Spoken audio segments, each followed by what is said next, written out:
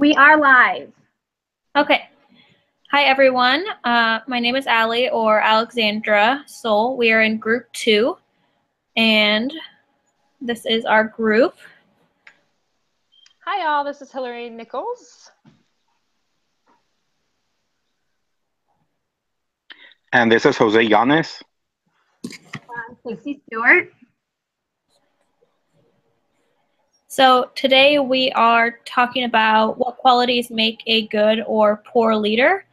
I think to really kind of understand a better understanding of that question, you first kind of have to understand what is the difference between a leader and a manager.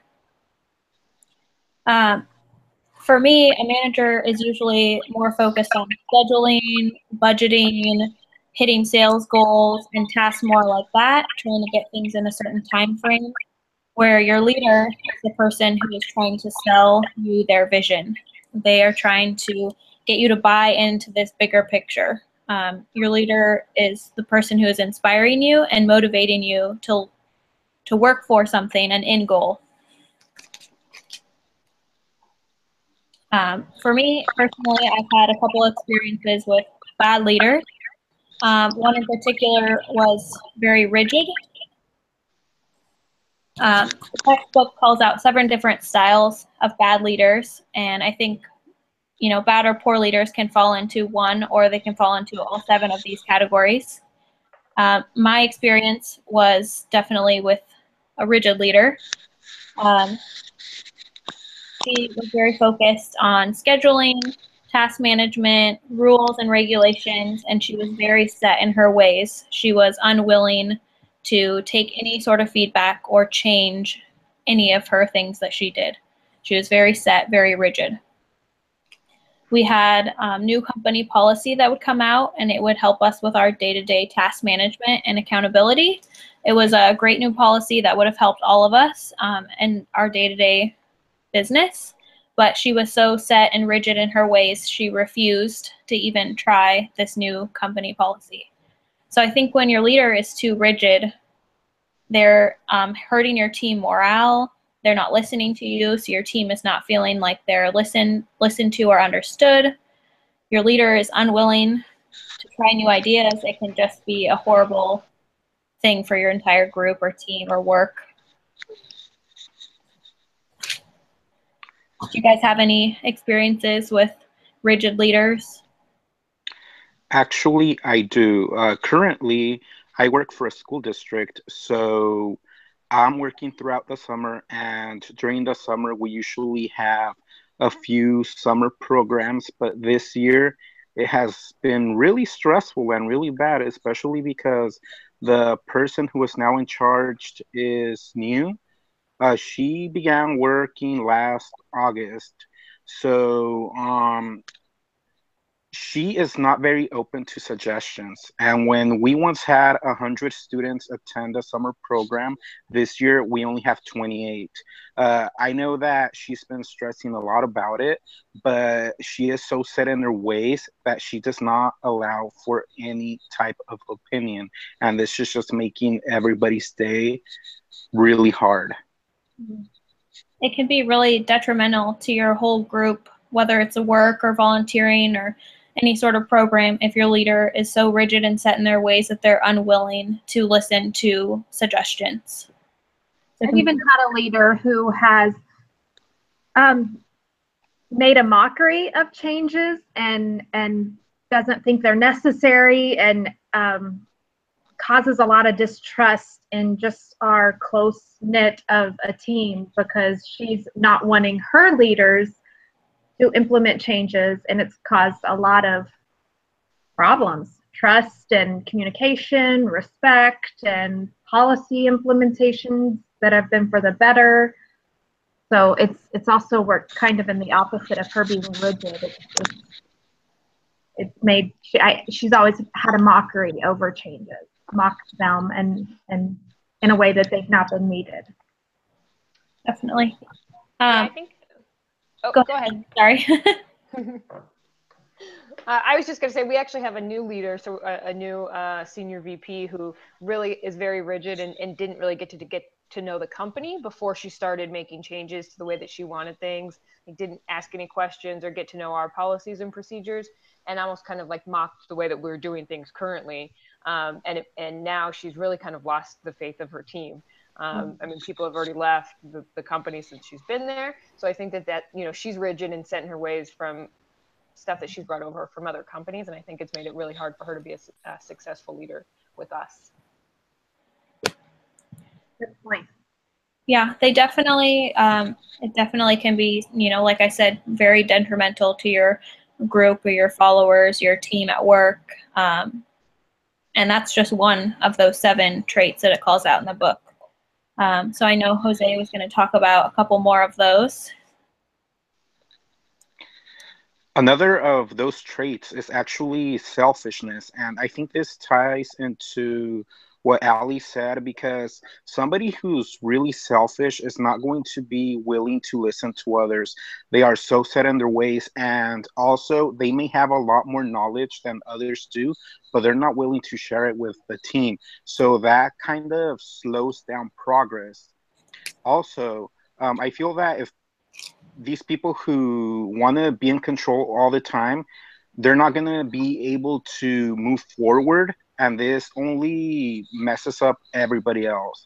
I know for a fact that in my current job right now, we are going through a lot of different changes, and it seems like everybody is doing their own thing. So when it comes to actually the good of the whole program, we are not all on board, because nobody is really sharing a lot of information.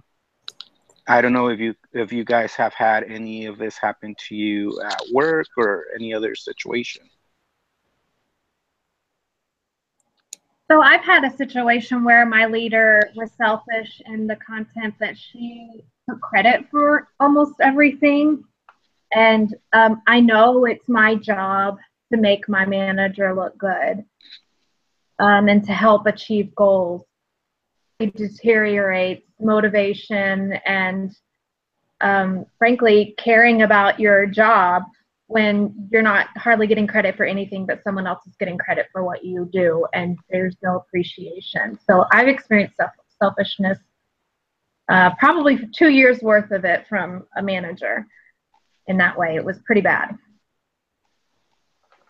Yeah, I agree. I mean, I've certainly seen, I've had, you know, leaders before that take credit when it was really more of a team effort. And I think that that's a really quick way to lose the respect of your team and lose your, you know, successfulness of being a good leader.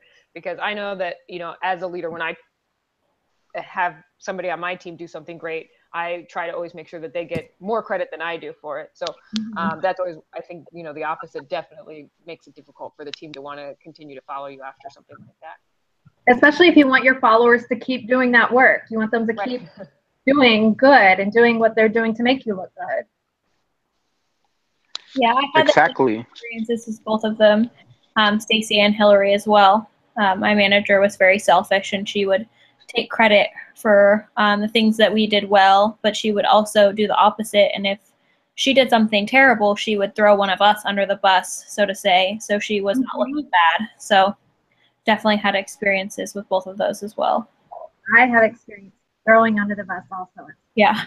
Very, very unfortunate.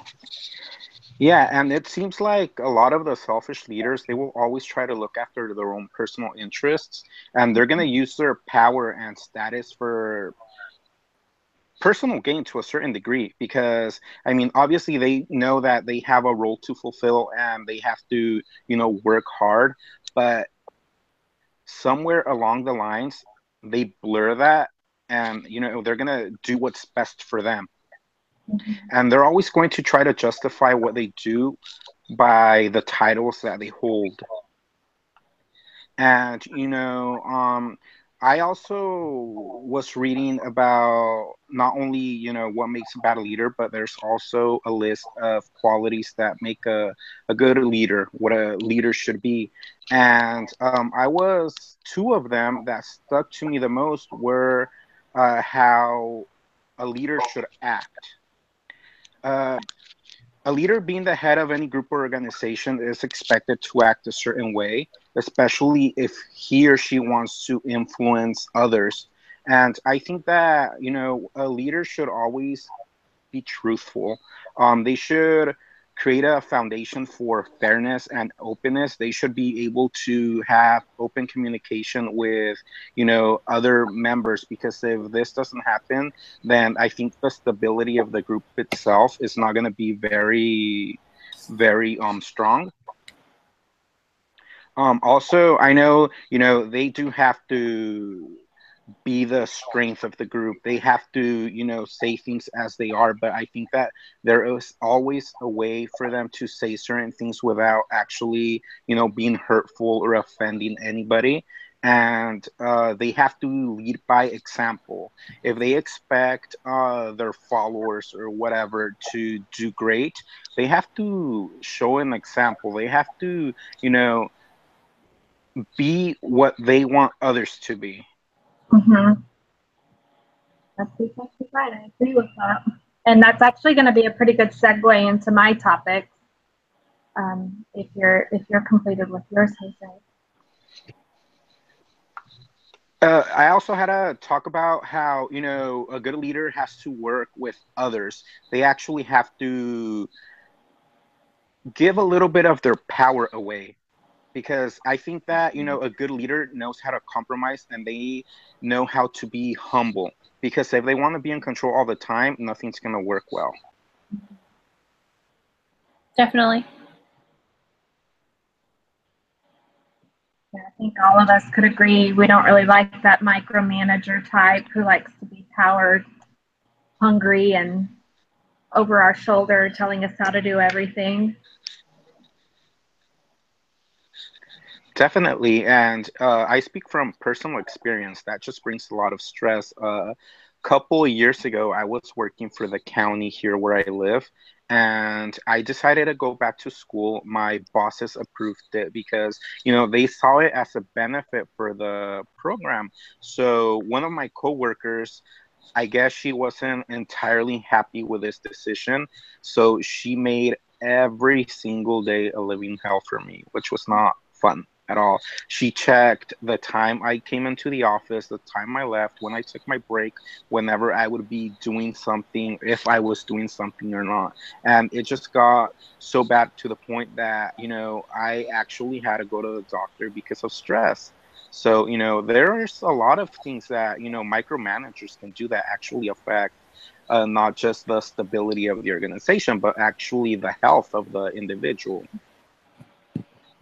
Sounds like she might have been threatened by you. I'm sure she was. Yeah, awful.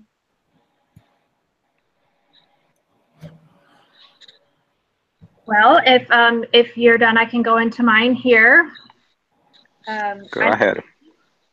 And I'm going to talk a little bit about task versus interpersonal leadership, the differences between these, and the current leadership that I'm under right now, and although you can be under a current leadership and how it can be specific and appropriate for a current industry, that doesn't always necessarily mean that your followers don't need a different kind of leadership skill from you.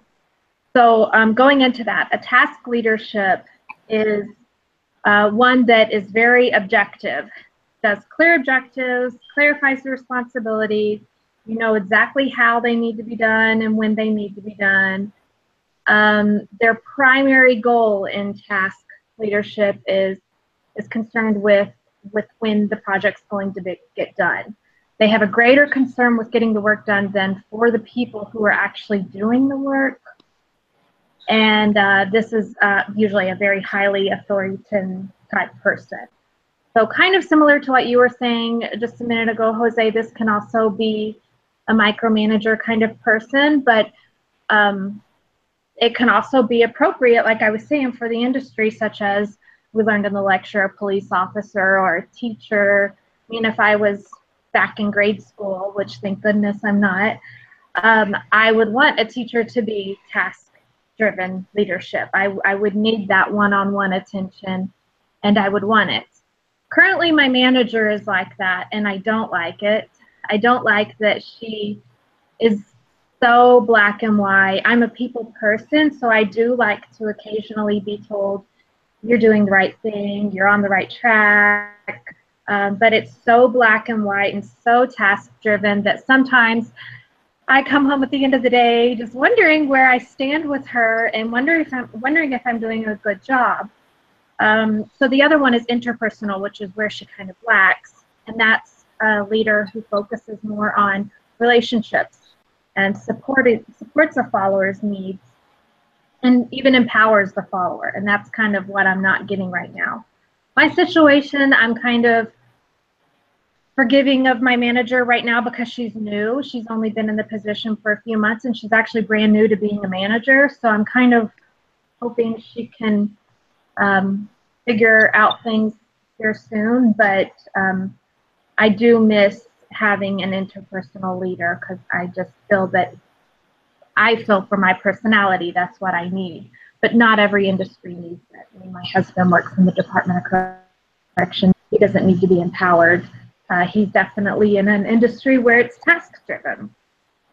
So that all being said, do you guys happen to have a preference on how you like to be led? Well, in my case, I mean,